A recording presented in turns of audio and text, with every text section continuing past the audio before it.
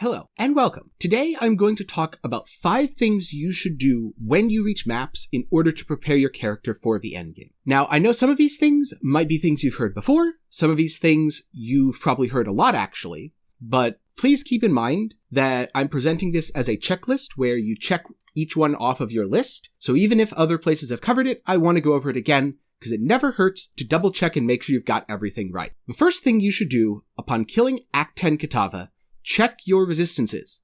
You want to have all of your elemental resistances to 75%, and you want chaos res to be at least 0, but ideally as close to 75% as you can get it. This is because the way resistances work in Path of Exile is they don't actually mitigate damage until they are at 75%, because GGG balances the damage around 75% resistances. So if you're below 75%, think of it as you're taking more damage from that source. If you are above 75%, then you are mitigating that damage, which means resistances above 75% are an extremely powerful defensive mechanic. While you're fixing your resistances, don't be afraid to spend a few chaos on some upgrades.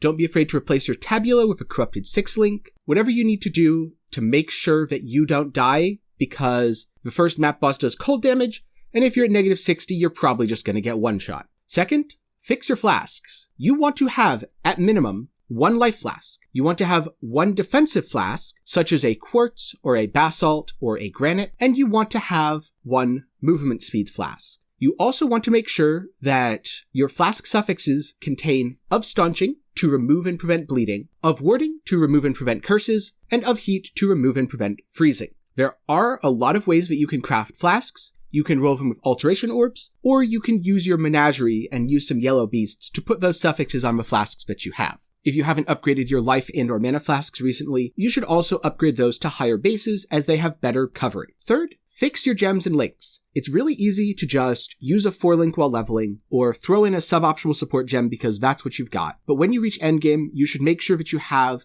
all of your auxiliary skills, all of your auras, cast on damage taken. You need a guard skill. You must have Arcane Cloak, Immortal Call, Steel Skin, or Molten Shell on your build. Otherwise, you're gonna feel pretty squishy. So fix your gems, fix your links. If you need to recolor stuff, this is a good time. If you want to replace that tabula, this is also a good time to buy or use a corrupted 6-link that you farm. Get your life total to around 4,000. This is something that you do as you enter maps. You don't have to do it immediately before, but it should be one of your goals as you are doing your early maps. 4,000 is just an arbitrary number, and the exact amount of health that you need will vary from build to build, and will vary from league to league. I'm just using this as a baseline. Add health to gear via your crafting bench, use crafting methods tied to the league when available, get your life total up so you don't feel so squishy. And then finally, tying into this, you also want at least 2 defensive layers. Now, what is a defensive layer? A defensive layer is something that helps you avoid or mitigate damage. Some examples of this might be acrobatics and phase acrobatics, divine flesh, glancing blows, wearing a shield, having maximum resistances, taking physical damage as elemental or chaos damage, wearing a kintsugi, using fortify if you can fortify on hit in some way, or if you are a champion, taking defensive ascendancy options that reduce your damage taken, getting endurance charges, using enduring cry. There are a huge host of defensive benefits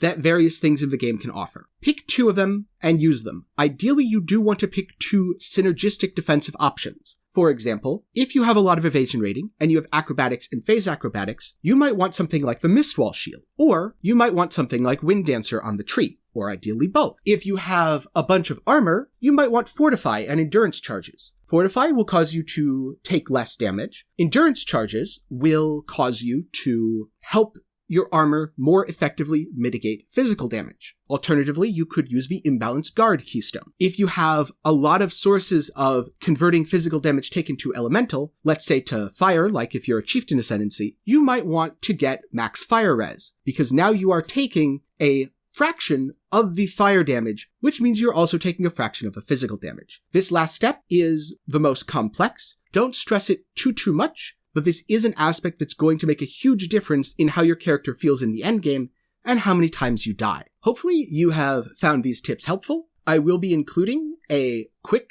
checkbox or list that you can copy and paste into Notepad or Word or whatever to use as your own checklist in the video description below. There are many more things that you should do as your character enters Endgame to increase character power, reduce squishiness, and continue to scale your damage. I wanted to keep it simple today. If you found this helpful, please let me know. If there's another tip or trick that you have found that you find particularly helpful, please talk about it in the comments below. As always, thank you for watching. Stay sane, Exiles.